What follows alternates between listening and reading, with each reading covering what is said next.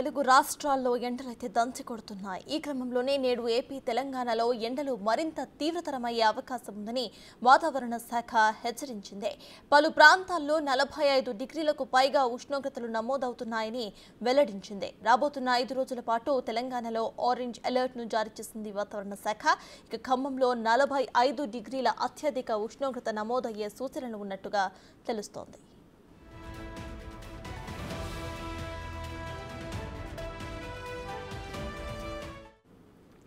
ఇక విషయంపై పూర్తి డీటెయిల్స్ ను మా ప్రతినిధి రాజు అందిస్తారు. రాజు, ఓవర్ టు యు.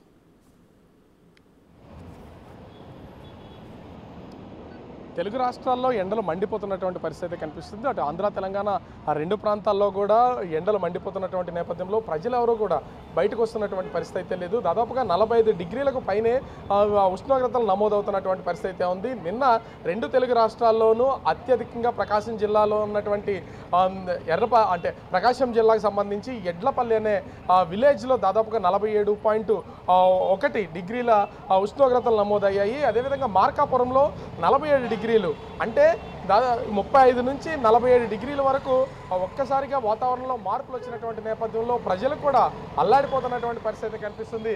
మనం చూడొచ్చు, ఎప్పుడు రద్దీగా ఉండేటువంటి రోడ్లు సమయం 10 గంటలు దాటింది, కానీ రోడ్లన్నీ కూడా ఒక విధంగా చెప్పాలంటే ఎప్పుడు రద్దీగా ఉండేవి వాళ్ళ నిర్మానుష్యంగా మారిపోతున్నాయి. ఆ ట్రాఫిక్ విషయంలో కూడా ముఖ్యంగా చెప్పాలి, విశాఖ నగరానికి సంబంధించి అయితే నిరంతరం ట్రాఫిక్ ఉంటుంది. అటు హైదరాబాద్ ఎంత ట్రాఫిక్ ఉంటుందో, విజయవాడ, తిరుపతి, విశాఖ ఈ ప్లేసెస్ అన్నీ కూడా భారీగా ట్రాఫిక్తో ఉండిపోయే ప్లేసెస్. కొంతసేపు సిగ్నల్ పడితే నిలబడాలన్నా కూడా చాలా కష్టంతో కూడుకున్నటువంటి పని. ఇక్కడ ముఖ్యంగా చూస్తే పోలీసు డ్యూటీలు చేస్తున్నటువంటి ట్రాఫిక్ కానిస్టేబుల్స్ కూడా తీవ్రమైనటువంటి ఇబ్బందులు ఎదుర్కొంటారు. అంటే ఎండల తీవ్రత ఏ స్థాయిలో ఉందో అర్థం చేసుకోవచ్చు. ఇదే కాదు, అంటే ఇప్పటి నుంచి దాదాపుగా అటు తెలంగాణలో రానున్న 5 రోజులు, ఆంధ్రాలో రానున్న 4 రోజులు కూడా ఎండల తీవ్రత ఇదే విధంగా ఉంటుందని వాతావరణ శాఖ హెచ్చరించినటువంటి పరిస్థితి అయితే కనిపిస్తుంది. ముఖ్యంగా ఆంధ్రప్రదేశ్కి సంబంధించి అటు పార్వతీపురం, విజయనగరం, శ్రీకాకుళం జిల్లాల్లో దాదాపుగా 45 డిగ్రీలకు పైనే ఉష్ణోగ్రతలు నమోదవడంతో పాటుగా తీవ్రమైనటువంటి వడగాలులు వీచే అవకాశం ఉందని ఇప్పటికే వాతావరణ కేంద్రం అయితే తెలియజేసింది. మొత్తము ఏపీ వ్యాప్తంగా చూస్తే 28 మండలాల్లో అతి తీవ్రమైనటువంటి వడగాలులు వీస్తాయి. దాదాపుగా 156 మండలాల్లో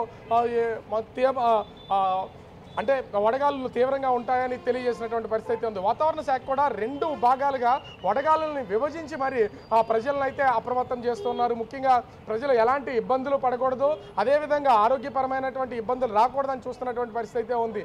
ఈ ఎండ తీవ్రతకి ప్రజలు బయటకు వస్తున్నటువంటి పరిస్థితులు అయితే లేవు. ఎందుకంటే ఉదయం నుంచే, అంటే వాళ్ళ ఆఫీసులకు వెళ్ళాలన్నా, దూర ప్రాంతాలకి ప్రయాణం చేయాలన్నా కూడా ఇంచుమించుగా ఉదయం 6 గంటల నుంచి వాళ్ళ ప్రయాణాలు అయితే స్టార్ట్ చేస్తున్నటువంటి పరిస్థితి అయితే ఉంది.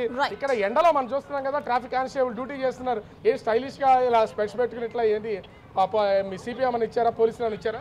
కమిషనర్ గారు ఇచ్చారండి, పోలీస్ కమిషనర్ గారు. వాటర్ బాటిల్, కచ్చీపు, కూలింగ్ గ్లాసు అంత ట్రాఫిక్ పోలీసులు అందరికీ ఇచ్చారు. మా హోంగార్డులు కూడా ఆయన ప్రత్యేకంగా హోంగార్డులకు ఇవ్వమండి అని ఫస్ట్ ఆఫ్ ఆల్ హోంగార్డులకి ప్రిఫరెన్స్ ఇచ్చారు ఈ కొత్త కమిషనర్ గారు. మేము హోంగార్డులు అందరం కూడా కమిషనర్ గారికి హృదయపూర్వకంగా నమస్కారం చెప్పుకుంటున్నాం. అంటే మొత్తాన్ని చూడొచ్చు, ఎండల తీవ్రత ఈ స్థాయిలో ఉన్నటువంటి నేపథ్యంలో విశాఖ పోలీసులు కూడా పోలీసులు కావాల్సినటువంటి ఫెసిలిటీస్ ఇస్తున్నటువంటి పరిస్థితి ఉంది. మొత్తంగా చూస్తే ఆంధ్ర, తెలంగాణలో ఎండలు అయితే మండిపోతున్నటువంటి పరిస్థితి కనిపిస్తుంది. సత్తాస్. Right, thank you Raju.